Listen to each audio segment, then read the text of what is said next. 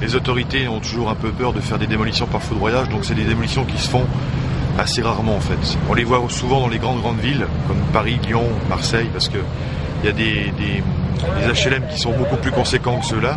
Donc là, à Nancy, ça fait au moins 20 ans qu'on n'a pas eu, donc c'est quand même des démolitions qu'on fait rarement. On a fait une grosse opération de déconstruction intérieure pour enlever tous les déchets, donc l'amiante et tous les déchets banals. Après, on s'est concentré donc sur la foration des bâtiments et la préparation au foudroyage, qui nous a pris à peu près 3 mois.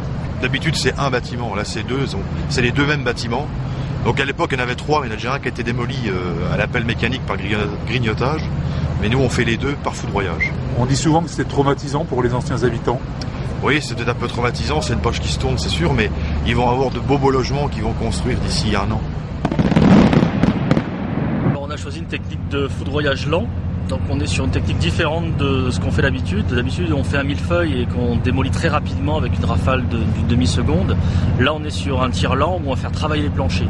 Donc on va avoir des quarts de seconde d'explosion, ce qui permet d'avoir une démolition en l'espace de 3 secondes par bâtiment. Voilà, donc on va commencer par celui de gauche, donc de quartier, il va commencer par la partie droite du bâtiment, et tous les quarts de seconde on va avoir des pans de murs qui vont tomber. Donc il y aura 8 pans de murs qui vont tomber. Ensuite, on passe sur le champlain à côté et on a le même système. Voilà. On est sur 726 charges posées, on a 150 kg d'explosifs répartis dans 3 niveaux, le premier, le 5e et le 9e étage. Tous les habitants sont évacués dans un périmètre de 200 mètres. 200 mètres autour des bâtiments, ce qui représente environ, je crois, 700 personnes. Est-ce que vous vivez ce moment avec du stress? Toujours. Hein. Nous, on est à plus de 300 démolitions en tant que bureau d'études, donc c'est toujours quelque chose. Mais les bâtiments sont tous différents et effectivement, le stress arrive.